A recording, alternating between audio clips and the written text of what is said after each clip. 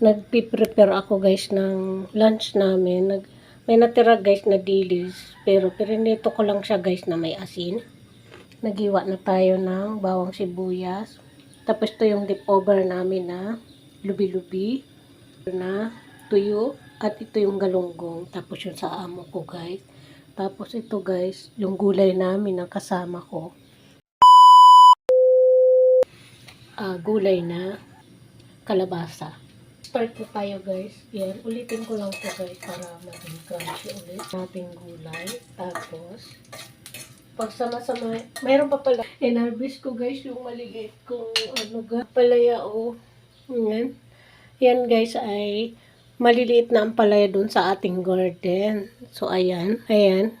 Hindi ko na guys tinanggal yung buto kasi bibi pa siya. Pwede pa siyang kainin kasi hindi siya matigas. Saka bata pa guys, hindi ko na sa inyo guys napakita yung paghiwa natin sa pitas natin kasi nagmamadali na ako guys kasi hindi ko alam guys kung ano lulutuin ko. So ayan, kakapaliwanag ko sa inyo ngayon, nasunog na yung dilis natin. Pwede na siya. Iahon na natin sa kahirapan. Char! Nag-iingay na guys si Kalamon. Babawas ako guys ng oil. Wait lang guys. So ayan guys, magbabawas tayo ng oil. Kasi super dami naman yung oil natin. Lalagay natin dito. So pwede na to. Ayan. Para hindi kayo ng cholesterol namin. Char! Char talaga. Sisindihan na natin guys yung mahiwagang kalan natin. Ayan. So ayan, nag-isa na tayo. So hindi pa kami nakakabili kasi mahal nga guys. Tapos palambutin muna natin ito.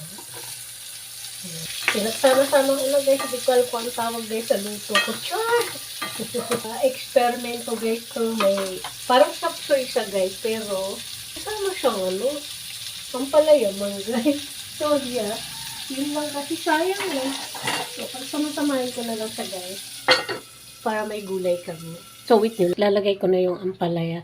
Binabad ko pala to guys sa asin, para matanggal yung pait niya. So ilalagay na natin. Ang ganda ng kulay. Ayan, ang ganda. Kung ano hiwa ng yun din ang hiwa niya. So, wait nyo lang ako.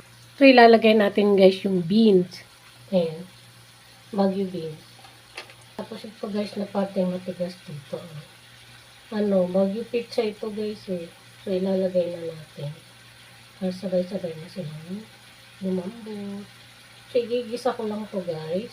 Titimplahan lang natin yan guys ng mag-sarap. Saan kayo nakakita guys? Sapsoy, may ampalaya. Chor, nakakatawa talaga. Wala na akong magawa guys na uulamin namin. Kasi wala na kaming gulay na stock guys sa rep. Di kasi pwedeng mag-stock na gulay sa rep guys. Kasi bilis na masira. So wait nyo lang ako guys ulit ha. So ayan guys, nanonood na ako ng Showtime. Tapos lalagyan na natin itong Magic Sarap Bikini Man. O diba? Tingkad yung kulay, no? Wait lang ha. Halo-haluin natin. Minagyan ko ulit guys ng tubig.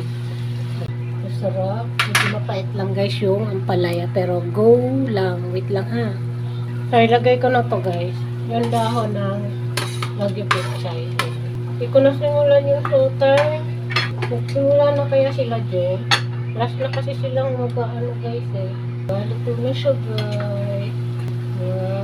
Wala yan saba. Ano talaga siya guys? Parang sapsoy. O diba? May sapsoy ka na. May ampalaya ka pa. Saan ka pa? Dito lang yan. Sa kusina. Nila Calamonera at Chika Patay Gutom na si Morlita. Char! Dito nyo lang to guys daw matatagpuan sa kusina ni Calamon.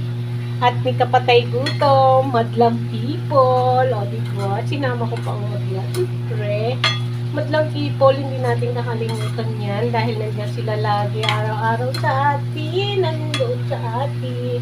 O diba? Wait nyo lang ako ulit. Tatakpan natin, isang kulo na lang. Tapos na! Guys, tsuran! Luto na siya guys. So, ahon na natin siya sa kahirapan. Char! So, ayan. Papatay na natin kasi luto na siya. Overcook na guys yung ating gulay. So, ayan. Bye-bye mga kalamon at kapatay gutom, madlang people. Sa Nick Vlog nga tayo magkita-kita. Bye! I love you. Maraming salamat. So, hindi pa po dyan nakapag-follow sa aming page. Sana i-follow nyo naman po kami at i-share nyo po ang aming video ni Vlogger Girl nyo. So, ayan. Thank you very much and bye-bye!